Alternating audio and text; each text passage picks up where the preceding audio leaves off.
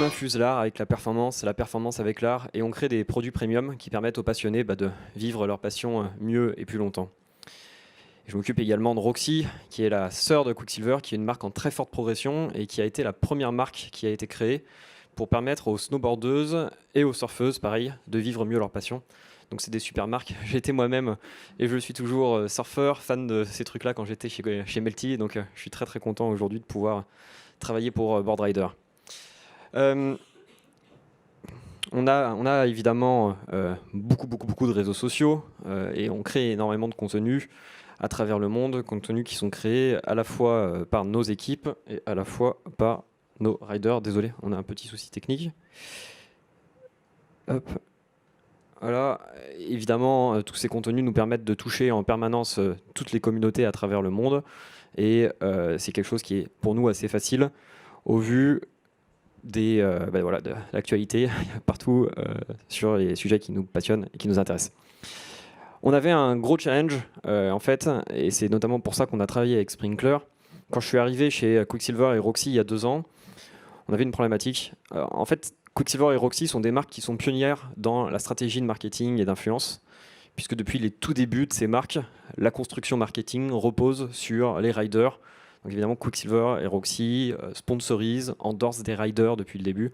Un des fameux riders que Quicksilver a endorsé, c'est bien sûr Keith Slater, qui a été multiples fois champion du monde. Une des fameuses riders que Roxy sponsorise, c'est Stephanie Gilmore, qui est 7 fois championne du monde. Et donc au tout début de ces marques, les dirigeants de Quicksilver et de Roxy ont dit voilà, notre stratégie, ça va être de mettre nos produits sur des riders et de faire en sorte que ces riders ont une exposition massive et donc du coup les gens vont aimer nos marques. Et le problème, c'est que ça marchait super bien à l'époque, quand on travaillait avec des magazines, quand on travaillait avec la télé et la radio. Mais du coup, c'était beaucoup plus compliqué de le faire maintenant, à l'âge des réseaux sociaux, où il y a des influenceurs partout, et où nos riders passent leur journée à poster, publier, partager des messages. Donc on s'est dit, comment est-ce qu'on va faire pour avoir une visibilité sur notre écosystème, et comment est-ce qu'on va faire surtout pour avoir une visibilité sur l'ensemble des riders que l'on sponsorise, mais aussi l'ensemble des riders que l'on ne sponsorise pas et qui composent donc notre écosystème. Donc on a travaillé avec Sprinklr sur un projet très ambitieux où on benchmark globalement 400 comptes aujourd'hui, qui nous permet d'avoir une vue sur tout ce qui se passe sur l'écosystème. L'idée de ces 400 comptes-là, c'est que ça nous permet en live de récupérer énormément de données, et cette donnée nous permet de faire de belles choses. Alors concrètement, je pense que le premier gros KPI, c'est que depuis qu'on travaille avec Sprinklr et depuis qu'on a une visibilité sur l'ensemble de cet écosystème, on a été à même d'augmenter très fortement l'engagement de notre rider. Là, c'est les chiffres que vous voyez sur les 365 jours glissants. On est à plus 25% en total d'engagement, donc qui est notre métrique principale. Parce que le but du jeu, c'est de voir qui interagit avec nos riders, qui interagit avec nos marques. Deuxième chose qui est très intéressante, c'est que ce benchmarking nous a permis de voir en live quelle est la vraie valeur de nos ambassadeurs pour justement pouvoir ensuite investir de manière plus efficace et puis surtout potentiellement trouver des pépites, des riders qui sont dans nos équipes que l'on n'avait pas forcément repérés avec leurs résultats sportifs, mais qui en réalité sont déjà des superstars des réseaux sociaux. Donc on a ces dashboards aujourd'hui qui nous permettent de voir en permanence qui engage le plus, quels sont les riders qui engagent le plus. Mais plus intéressant que tout, ça nous permet aussi de savoir quels sont les riders des autres marques qui engagent le plus ou quels sont les riders qui n'ont pas encore de marque qui engagent le plus. Donc là, vous avez un classement de tous nos riders. Et quelque chose qu'on a découvert et qui est pour nous très intéressant, c'est que souvent, les riders qui ont l'exposition mainstream classique, donc soit parce qu'ils ont gagné des compétitions, soit parce qu'ils ont été à la télé ou à la radio ou autre, sont en fait pas forcément les riders qui sur les réseaux sociaux ont le plus d'exposition, bien au contraire. Ce qui nous a permis de faire des choses intéressantes. Ça nous a permis évidemment d'augmenter nos communautés. Ça nous permet aussi de benchmarker en permanence les performances de nos équipes par rapport, encore une fois, aux performances du marché. Donc si vous voyez par exemple cette slide, on est capable de dire que sur les 30 derniers jours glissants, on a en fait une progression en nombre de followers de l'ensemble de nos riders qui est plus importante que la progression de followers de l'ensemble des riders de l'écosystème. On a également mis en place, via la partie listening, tout un tas de systèmes qui nous permettent de savoir est-ce que nos riders ou est-ce que des riders qui ne sont pas les nôtres d'ailleurs parlent de nous. Parce que c'est pareil, c'est super cool d'avoir des riders qui portent des t-shirts Quicksilver ou autres, mais c'est beaucoup plus intéressant si ces riders parlent de la marque. Donc on a également construit ce genre de dashboard que vous voyez qui nous permettent de voir sur les 30 derniers jours glissants, une fois de plus, quels sont les riders sponsorisés par Quicksilver ou non qui parlent le plus de la marque. Et derrière ces slides se cache également tout un système qui nous permet de voir quels sont les sentiments, évidemment, et quels sont les sentiments des riders sur la marque, mais surtout quels sont les sentiments des communautés qui répondent aux riders par rapport aux posts qui sont faits sur la marque. Parce qu'encore une fois, c'est super si un rider dit « Regardez, ce board short est super cool », mais si tous les fans du rider disent « Bah non, on l'aime pas », on se rend compte quand même qu'on a un problème. Donc c'est des choses qu'on arrive aujourd'hui à détecter, anticiper et corriger, et tout ça évidemment en live. Autre truc très intéressant, c'est que via ce super système de benchmarking, qui nous permet d'avoir cette visibilité sur l'écosystème, on a pu réorienter une partie de nos communications de marque. Donc ce que vous voyez ici, c'est notre nouvelle campagne de marque pour Quicksilver de 2020 qui s'appelle Recycle for Radness. Et le jeune homme que vous voyez ici s'appelle Marco Mignot. Et en fait, c'est notre nouvelle égérie Quicksilver qui va être mis très fortement en avant pendant toute l'année 2020 et plus, on l'espère.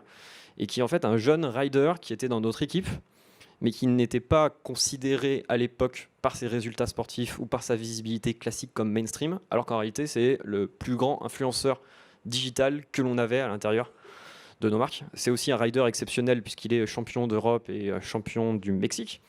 Mais en plus de ça, c'est aujourd'hui un influenceur qui, en fait, pour nous, a plus de valeur que la plupart des grands champions qui ont été sur les différentes grandes étapes de la Coupe du Monde de surf ou autre. Et à titre personnel, je suis très fier d'avoir réussi à montrer qu'avec le marketing, le digital et les statistiques, on était capable de modifier en profondeur le fonctionnement d'une marque et arriver à faire en sorte que cette data s'infuse petit à petit partout dans le groupe pour permettre d'avoir des choix qui peuvent être évidemment certaines fois numériques et certaines fois bien évidemment analogiques aussi. Tout ça nous permet bien sûr de voir tout ce qui se passe et tout ça nous permet de trouver des best practices. Oui, on est capable d'avoir une vue sur ce que sont en train de poster nos différents riders en ce moment, évidemment par engagement. On est capable de savoir quels sont les meilleurs posts que nos riders ont postés, avec à chaque fois les différents KPIs sociaux qui nous permettent du coup de vérifier est-ce que c'est bien, est-ce que c'est pas bien, est-ce que ça marche et est-ce que les gens sont contents. Plus important, on est capable de savoir également qu'est-ce que nos compétiteurs sont en train de poster via leurs riders. Et tout ça, ce que vous voyez ici, c'est évidemment des beaux posts avec des belles vidéos, des beaux chiffres, mais derrière, on a énormément de données. Et toute cette donnée, on est capable de la cruncher via les outils pour justement en déduire des best practices et comprendre qu'est-ce qui marche ou qu'est-ce qui ne marche pas. On a également la possibilité, évidemment, d'avoir nos dashboards classiques, compétiteurs, et donc de se dire, voilà, aujourd'hui, au moment où on se parle, quel est notre total d'engagement par rapport aux messages qu'on a publiés, par rapport aux commentaires et par rapport au taux de réponse de nous versus les autres marques.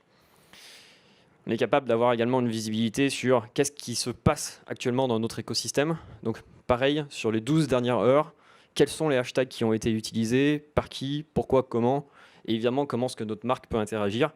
Actuellement, par exemple, c'est le Rip Curl Pro qui est en trending topic, mais dans notre écosystème, qui est donc l'étape portugaise de la compétition mondiale de surf. Et donc, c'est évidemment normal que ce topic soit ici, mais il y a pas mal de petits signaux faibles qu'on arrive à détecter grâce à ce genre de méthode et qui nous permet, nous, ensuite, de créer des contenus ou d'interagir ou de créer des discussions sur des sujets qu'on n'avait pas forcément identifiés. Et bien sûr, de détecter des éventuels bad buzz ou encore mieux good buzz, que ce soit sur nous spécifiquement ou encore une fois sur l'ensemble de l'écosystème. Et enfin, on est capable d'avoir, par exemple, sur les 12 dernières heures glissantes, ce genre de graphique qui nous permet de voir précisément qui poste quoi, où sont les différentes marques et où est-ce qu'on positionne nos marques par rapport à nos concurrents, par rapport à nos riders et par rapport à nos riders concurrents. Clairement, ça fait 2 ans qu'on travaille avec Sprinklr. Ça, je pense, a changé beaucoup de choses en interne, bien au-delà de ma propre équipe digitale, bien au-delà des services digitales du groupe, mais plus profondément à l'intérieur des marques. Et c'est quelque chose de vraiment passionnant. J'ai beaucoup de chance de pouvoir travailler sur cet outil. Alors maintenant, si vous avez fait un tout petit peu attention à ce que je vous montre depuis tout à l'heure, j'arrête pas de vous dire qu'on est en train de regarder des données qui sont glissantes. Je vous le dis, ça date d'il y a 360 jours glissants, puis un mois glissant, puis ensuite une journée glissante. Et là maintenant, je vous montre un truc qui date de 12 heures glissant. Donc vous êtes en train de vous dire, en fait, le gars, il a passé sa journée à faire des slides. Au lieu d'écouter tout le monde dans la présentation, il était encore en train de faire des slides. Ou alors, c'est pas 12 heures glissantes et je me moque de vous. En fait, si, c'est bien 12 heures glissantes, puisque c'est un outil que je trouve extraordinaire, qui nous a été mis à la disposition il y a 2 mois par nos amis chez Sprinklr, un outil qui s'appelle Présentation, et qui en fait nous permet de ne plus faire de slides. Toutes les données que vous voyez en fait ici sont issues automatiquement de la plateforme elle-même, ce qui fait qu'on n'a plus jamais dans mes équipes à copier-coller des données de nos dashboards Sprinklr dans des slides que l'on présente ensuite soit à nos partenaires, soit à nos clients, soit évidemment à nos boss ou à nos équipes. Donc tout ce que vous voyez sur cette présentation sont en fait issus de l'intérieur de Sprinklr et c'est de la donnée qui est live. Ce qui fait que ces chiffres sont véritablement des chiffres glissants. Et non, cette présentation ne date pas de ce matin. Cette présentation date de certaines slides plus d'une semaine et certaines de hier soir. Mais les chiffres sont à jour. Et si je vous donne le lien de la présentation, qu'on ne voit pas ici, et vous y allez depuis chez vous, vous verrez ces chiffres évoluer du coup d'heure en heure automatiquement. Ce qui permet de gagner énormément de temps. Et surtout, ce qui permet de changer totalement la manière dont vous allez faire vos reportings. Puisque au lieu de devoir copier-coller des chiffres dans des présentation entre guillemets stérile, et à partir de maintenant, vous pouvez directement utiliser de la live data et vous concentrer plus sur qu'est-ce que vous avez envie de montrer plutôt que de vous concentrer sur collecter de l'information d'un côté et puis la copier-coller de l'autre côté. Voilà, j'ai fini. Merci beaucoup à vous pour votre temps. J'espère que c'était assez dynamique et je suis à votre disposition si vous avez des questions. Merci beaucoup, Alexandre. Merci beaucoup. Effectivement, c'est un outil qui est extrêmement puissant qui permet d'avoir tout directement dans sa présentation et on commence à avoir de plus en plus de personnes qui l'utilisent. Merci beaucoup d'avoir construit ta présentation avec Sprinklr Présentation et merci d'avoir partagé. N'hésitez pas, on a fini un petit peu à l'avance. N'hésitez pas si vous avez des questions pour nos intervenants. Il nous reste encore peut-être 5 minutes pour prendre des questions si vous avez des questions. Sinon, on pourra toujours prendre des questions par la suite. L'équipe Sprinklr est à votre disposition par la suite pour répondre à n'importe quelle question. Est-ce que vous avez des questions? Oui. Bonjour, Samir Benjeloun, groupe Vinci. J'ai une question plutôt orientée RH, marque employeur. Du coup, ce que vous venez de nous présenter, est-ce qu'il y a eu un impact au niveau des candidatures reçues, candidatures spontanées, les recrutements chez vous? Voilà l'idée. C'est une super question et en fait, oui, en partie, puisqu'on a modifié et on est en train de modifier nos jobs et nos job desks pour passer d'une logique vraiment, par exemple, community manager, si je prends les réseaux sociaux, à une logique vraiment de social stratégiste. Où en fait, évidemment, il y a toujours une partie du travail qui consiste à modérer, animer, créer des contenus pour les réseaux sociaux, mais la partie du travail qui, pour nous, a le plus de valeur aujourd'hui, en tout cas au niveau global, c'est être capable de construire ce genre de dashboard, être capable d'extraire ce genre d'informations pour ensuite pouvoir en tirer des best practices et améliorer du coup les contenus qu'on crée ou les expériences qu'on fait vivre à nos utilisateurs de saison en saison. Donc j'intègre de plus en plus dans mes teams, et de manière générale au niveau du groupe, des personnes qui ont effectivement une capacité d'analyse ou une capacité de jouer avec ce genre d'informations, puisque ça crée une valeur immense derrière. J'ai fait exprès de ne pas partager de chiffres financiers, parce que évidemment ça reste confidentiel, mais ce genre d'outil nous permet en fait, d'économiser paradoxalement, en tout cas d'investir de manière beaucoup plus efficace, que ce soit sur une bande campagne ou que ce soit sur des influenceurs comme on l'a vu, des riders. C'est vraiment l'optimisation.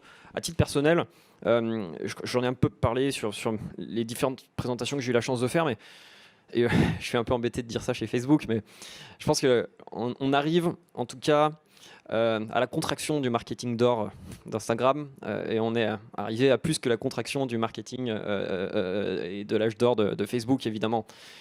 Simplement parce que vous, tous, nous, toutes les marques se sont ruées sur ces nouveaux outils, ce qui est une bonne chose, c'était une ruée vers l'or. Hein. On défrichait cette espèce de Far West qui était absolument exceptionnel à l'époque et l'on transformait en truc finalement super industrialisé, super exploité. Donc aujourd'hui, si vous voulez vous démarquer, en tout cas c'est ma philosophie, si on veut se démarquer sur ce genre de plateforme, on peut plus comme à l'époque juste... Alors on peut encore si on a une idée extraordinaire et une équipe créative, mais en dehors d'un coup de chance ou d'un coup de génie, dans un fonctionnement normalisé, on peut plus se démarquer si on n'est pas capable de fine-tuner, d'optimiser la moindre prise de parole, la moindre target, et les influenceurs et les personnes qui vont être à l'intérieur.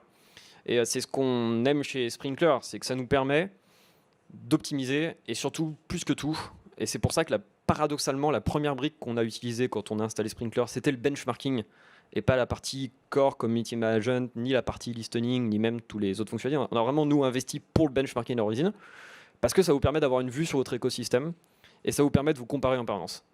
Et donc je dis n'importe quoi, mais voilà, on est en train de vous montrer plus 20% de total engagement, ce qui est bien. Mais imaginons que dans un an, on soit capable de montrer la même slide avec moins 15% de total d'engagement, mais en expliquant que c'est moins 15% de total d'engagement versus notre écosystème qui lui est à moins 40, moins 30 ou autre. Et ça, je pense que c'est quelque chose qui est super important. Parce que du coup, vous n'êtes plus dans le flou, si je me permets, ou plus dans la déclaration et le buzz. Parce qu'il y a plein de gens qui disent des choses sur plein de sujets, mais au moins vous avez des stats factuelles Et vous êtes capable de savoir dans votre écosystème, dans votre branche, est-ce que ça monte, est-ce que ça descend, est-ce que ça va à gauche, est-ce que ça va à droite, est-ce que ça poste plus, est-ce que ça poste moins, est-ce que c'est vraiment les vidéos qui sont le format qui est le plus impactant pour votre cible dans votre écosystème, ou est-ce qu'au contraire c'est le texte, est-ce que c'est Twitter en fait qui marche mieux que Facebook, ou est-ce que c'est Facebook qui marche mieux qu'Instagram, et ainsi de suite. Et je pense que ça c'est super clé dans cette logique de modern marketing, où tu mets ton ton client, désolé, où tu mets ton client au centre évidemment de tout. Mais pour le mettre au centre de tout, il faut bien savoir qui il est, ce qu'il fait, ce qu'il aime, et surtout lui donner la parole.